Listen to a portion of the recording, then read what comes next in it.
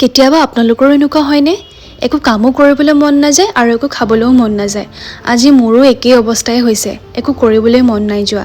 ৰাতিপুৱা উঠাৰে পৰা মই এনেকেই অ'ত বহিছোঁ, থ'ত বহিছোঁ, এনেকেই আছোঁ। কিন্তু উপায় নাই, কামটোতো কৰিবই লাগিব। ইফালে আকৌ আনি থৈছে চিকেন, মইহে হেনো বনাব লাগিব। আৰু ঘৰত মাও নাই, বৌও নাই। চ' এয়া পাকঘৰলৈ আহিয়ে মই চিকেনখিনি ফ্ৰিজৰ পৰা উলিয়াই লৈ ইয়াকে বনাবলৈ কাৰণে আৰম্ভ কৰিছোঁ। মাংসখিনি ভালদৰে ধুই লৈ পেলাই হালধি নিমখ সানি এনেকৈ অলপ সময়ৰ কাৰণে মেৰিনেট হ'বলৈ থৈ দিম। তাৰপিছত মই আদা নহৰু পিঁয়াজ শুকান জলকীয়া তেজপাত আলু এইবোৰ চববোৰ ফ্ৰাই কৰি ল'ম। ইয়াতে গোটেইবোৰ মছলা মই দিয়েই দিছোঁ, মানে আদা নহৰু ধনিয়া জিৰা মিট মছলা চবখিনি দি ফ্ৰাই কৰি এয়া মেৰিনেট কৰি থোৱা মাংসখিনিও দি দিলোঁ। চিকেন বনাবলৈ সকলোৱে যিহেতু জানে, মইনো কি বেলেগকৈ দেখুৱাম।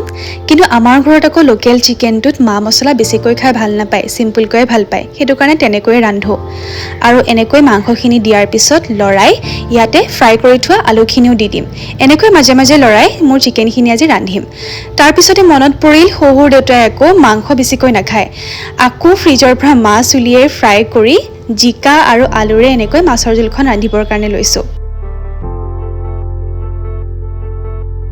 এয়া আমাৰ ভাত ৰেডি। মাছ মাংস আৰু চালাড। ভাত খাই উঠি অলপমান ৰেষ্ট ল'ম বুলি ভাবোঁতে আকৌ কাম এটা ওলাল। ভাবোঁ ছানডে দিনটো অলপমান ঘৰতে ৰেষ্ট ল'ম, কিন্তু নহয়গৈ, কিবা নহয় কিবা কাম ওলায়ে। এয়া লৰালৰিকৈ ৰেডি হৈ যাবৰ কাৰণে লৈছোঁ।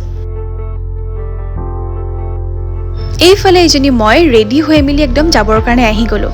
আৰু আগফালটো ইগন'ৰ কৰিব দেই, বৰষুণ দিয়াৰ কাৰণে একদম গেটৰ সন্মুখতে পানী জমা হৈ গৈছে।